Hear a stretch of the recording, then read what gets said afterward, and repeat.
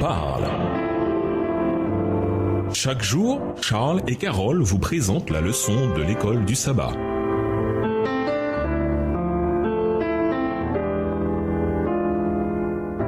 Bienvenue à votre émission Dieu nous parle. Nous voilà au mercredi 27 janvier, décret de mort. Il est très difficile pour nous aujourd'hui, comme cela fut sans doute le cas pour différentes cultures au fil des siècles, de comprendre les coutumes et les traditions de l'Empire perse ancien, dans lequel se déroule l'histoire d'Esther. Une chose est sûre, cependant, le Seigneur s'est servi de cet empire pour accomplir les promesses de l'Alliance envers la nation d'Israël, promesses qui remontaient à Abraham, voir Genèse 12, verset 1 à 3, Ésaïe 45, verset 1, 2 Chroniques 36, le verset 23. Esther, jeune fille juive, devient reine.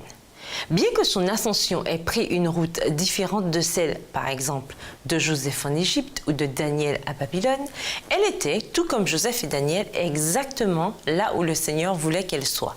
Et Dieu l'a employée avec puissance d'une manière qui illustre comment se joue le thème du grand conflit dans l'histoire. Lisons Esther 3, les versets 8 à 11. En gardant à l'esprit quels étaient les plans de Dieu pour le peuple juif, en particulier concernant la venue du Messie, quelles conséquences la concrétisation de ce décret aurait-elle eu? Esther 3, les versets 8 à 11. Alors Haman dit au roi Assuérus, « Il y a dans toutes les provinces de ton royaume un peuple dispersé et à part parmi les peuples, ayant des lois différentes de celles de tous les peuples et n'observant point les lois du roi. Il n'est pas dans l'intérêt du roi de le laisser en repos. Si le roi le trouve bon, qu'on écrive l'ordre de les faire périr, et je pèserai 10 000 talents d'argent entre les mains des fonctionnaires pour qu'on les porte dans le trésor du roi. » Le roi ôta son anneau de la main et le remit à Haman, fils d'Ammédatha, la Gagite, ennemi des Juifs. Et le roi dit à Haman, « L'argent t'est donné et ce peuple aussi, fais-en ce que tu voudras. » Le roi était loin de se douter de la répercussion que cet édit pourrait avoir s'il était appliqué à la lettre. Satan, l'instigateur secret de ce complot, s'efforçait de débarrasser la terre de ce peuple qui avait conservé la connaissance du vrai Dieu.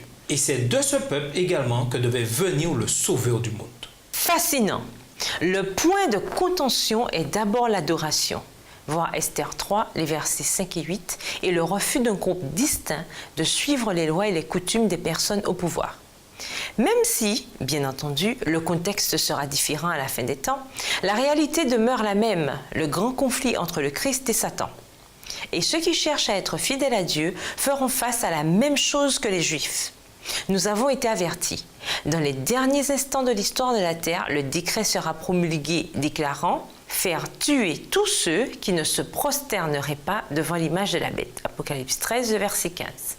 La seule leçon à retenir du passé, c'est que l'on ne retient pas les leçons du passé. Comment se fait-il que nous ayons si souvent tendance à nous méfier de ceux qui sont différents de nous?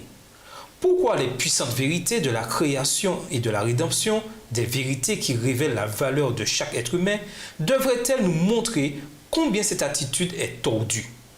Comment éliminer de nos cœurs cette terrible tendance? Et nous vous laissons avec la question du jour. Dieu vous a-t-il appelé à faire quelque chose qui vous paralyse de peur? Demandez au Seigneur de vous guider et réfléchissez à ce que vous allez faire. Au revoir. Et à demain si Dieu veut. Dieu nous parle.